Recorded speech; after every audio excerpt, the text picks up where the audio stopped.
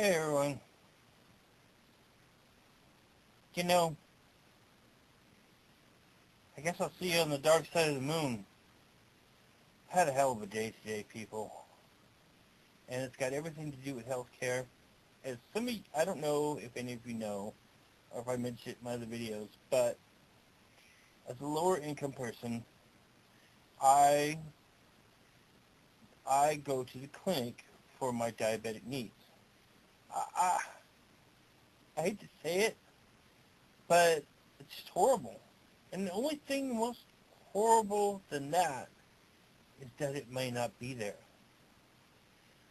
Okay, my doctor, I found out, flipped out. He totally flipped out. He melted down. He cursed everyone out an hour before my appointment, you know, and he left. This goes back into some history, but I had married my childhood sweetheart, and she had went back to Iowa.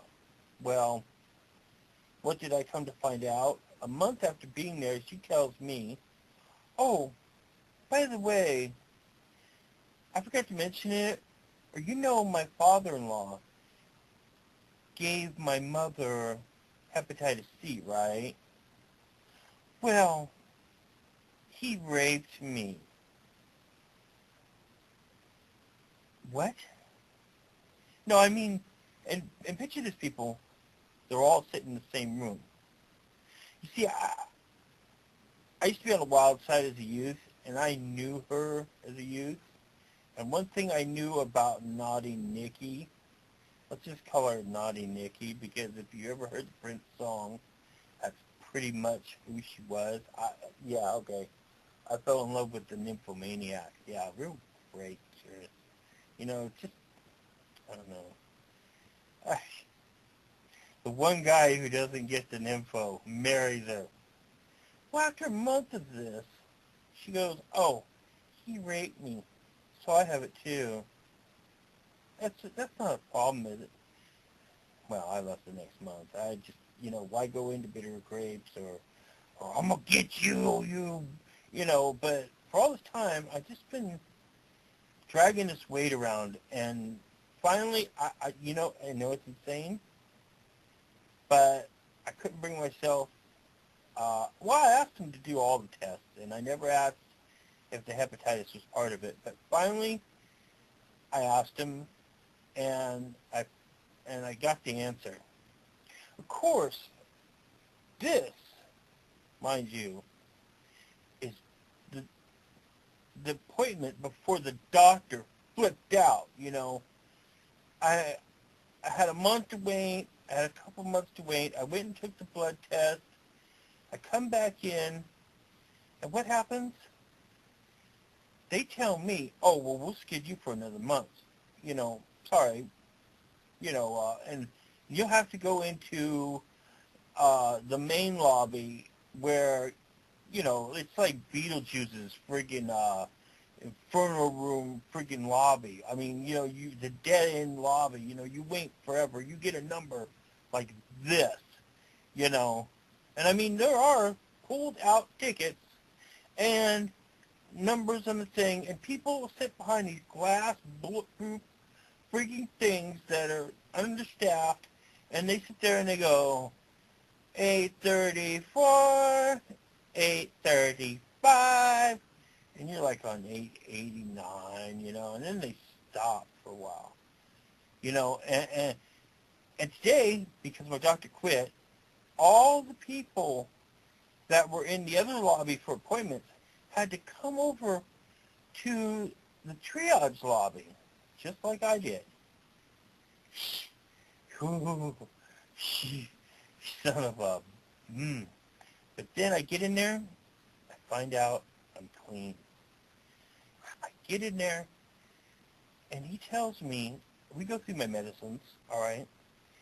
And originally, the doctor who I had talked about this, I was trying to get SSI, so I played it up a little bit, right? But I said, oh, I'm so upset, I don't know what to do. oh, he's me, right? You know, and I did all the stuff, and I do have a little bit of hypertension, so I said to him, I go, well, why don't you give me something that'll help me sleep at night? At least that way I'll have a full night's sleep, and I can go out and get things done in the morning and look for work and make, you know, because I found out you can work part-time under a certain minimum for eligibility that has changed dramatically now. And the thing was, is you know what he described to me? And this just blows me away to no degree, because I am just officially on the dark side of the moon now.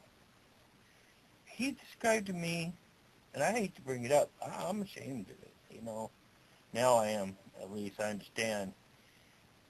As I looked it up on Wikipedia, and I didn't understand it, but he prescribed to me clonazepam. You know, I mean, hey, I was having trouble sleeping. Wasn't it? Okay, well, judge for yourself.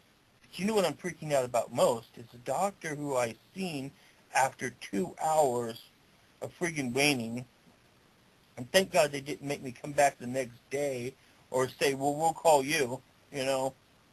The thing was, is that he said, well, guess what?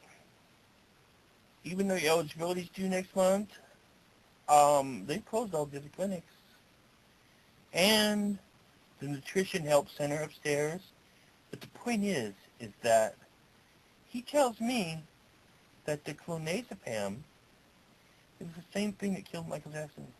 Now, I don't know if he's still smoking my house, but I haven't checked it out yet either. The same thing that caused a heart attack in Michael Jackson.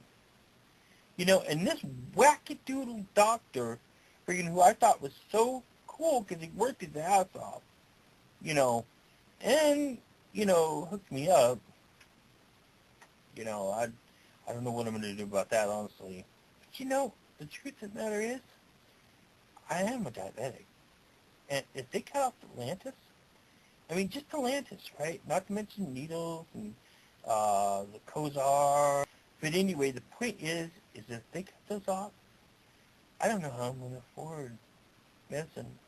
So for anybody who says that socialized medicine is bad, you're damn right it's bad. But I don't know. Is something else better? Is there anything better out there at all? Any damn thing at all to get off this or get away from this? I'd sure as holy heck like to know. Because frankly, I'm sick of it. You know, and it's getting worse. And then what happens if that last clinic closes?